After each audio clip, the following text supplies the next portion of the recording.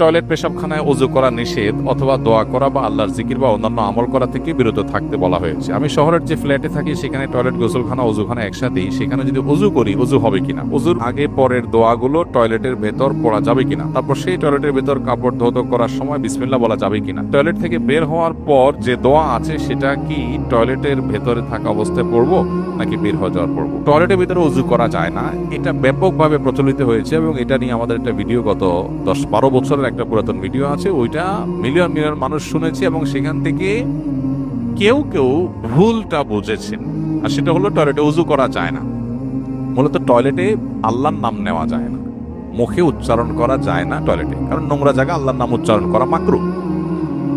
এখন কথা হলো ওযুর মধ্যেও যেহেতু বিসমিল্লাহ বলতে হয়, ওযুর অংশ বিসমিল্লাহ বলে শুরু করা, এই জন্য ঘুরে ফিরে বলা যায় যে টয়লেটে ওযু করা যায় না এ অর্থে। কিন্তু কেউ যদি বিসমিল্লাহ মনে মনে বলে, ওকে, সে ওযু করতে পারে টয়লেটে।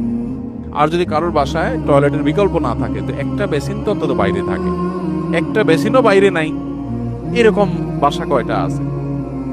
একটা বেসিন, একটা টেপও কি নাই? তাহলে আপনি বাইরে যে বেসিন আছে ওটাতে বিসমিল্লাহ বলে ওযু শুরু করেন, কুলি করেন, হাত ধোন, মুখ ধোন, পাওটা আপনি টয়লেটে যায় ধোন, শেষ।